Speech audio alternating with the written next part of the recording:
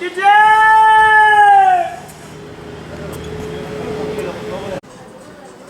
Diyarbakır Büyükşehir Belediye tarafından yapılan zamlar haksızlıktır. Bizim millet %300 zam yapıldı. İstemiyor. Bu zamların geri çekilmesini istiyoruz.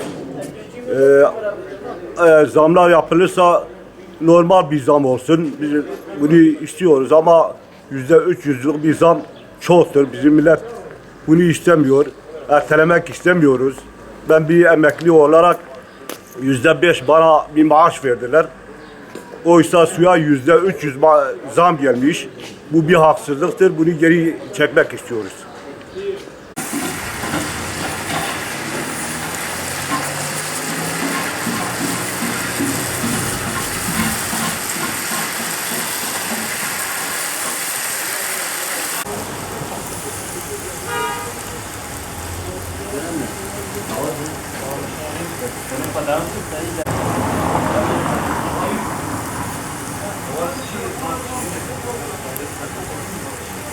Beyefendi hangi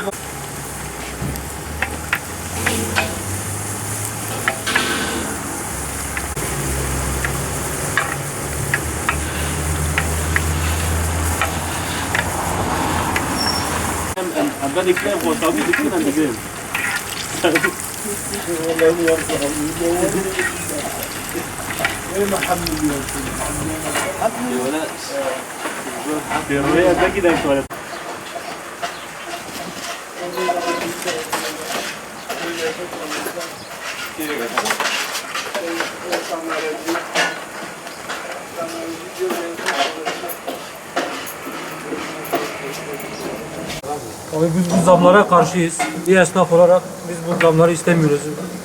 Şu an şartlarda ertelemişsiniz herhalde. Biz ertelemesini istemiyoruz. Asgari ücrete bu kadar zam yapılsın, adam nerede geçimini yapacak? Zaten iş yok, güç yok. Bir esnaf olarak bu zama karşıyız. Tamam. Abi. Biz Dakika buna baştan karşıyız. abi. Heh. Ana. %30 suya zam yapılmış. Abi %330. 330 suya karşı zamına karşıyız. Bunun ertelemişler. Bunu ertelemesine karşıyız. Suların eski haline dönmesi %5, %10 zam yapmasına göre normaldir. Ama %350 zam ve 330 yapmasına biz karşıyız. Ertelemesini istemiyoruz. Tamam.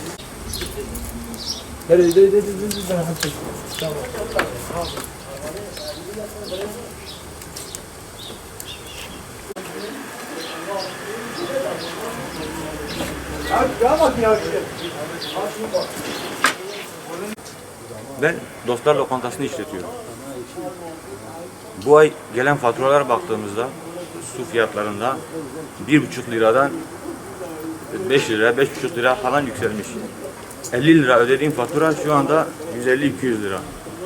İnsanlar evine bir ekmek alamazken, çocuklarına bir ayakkabı alamazken, hatta ve hatta öğrencilerini okutamazken bu gelen zamlar karşısında çok mağdur durumdalar.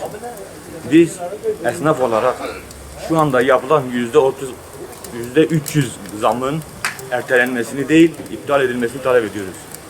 Bunu DİSK Genel Müdürlüğü'nden talep ediyoruz. Suya zam yapılmaz mı? Yapılır. Ama belli oranda. Asgari ücret 2500 lirayken, 2300 lirayken 2500 lira çıkıyor, %3 zam geliyor. Ama suya 330 zam geliyor. Biz esnaflar olarak bunun ertelenmesini değil, iptal edilmesini istiyoruz. Bunu yetkililerden rica ediyoruz. Bu gelen su faturaları yüzünden artık millet yani isyanlara girmiş. Eskiden gelen 30 lira fatura şu an 150 liraya kadar gidiyor. Bu faturaların, bu zamların iptal olmasını istiyoruz şu anlık. Yani millet ödeyemez hale gelmiş şu an yani bu faturaların gittikçe zamlaşıyor. Fatura başı her seferinde 150 lira geliyor. Geçen ay gelen faturalar 30 lira, şu an gelen faturalar ise 150 liraya yakın para alıyor. Şimdi DİSK yaptığı açıklamada zamın Nisan'a ertelendiğini belirtti. Bu konu hakkında ne söyleyeceksiniz? Bu konu hakkında yani şu anlık Nisan'a ertelendiği için istemiyoruz yani ertelenmesini de istemiyoruz. Zamın iptal edilmesini istiyoruz şu anlık.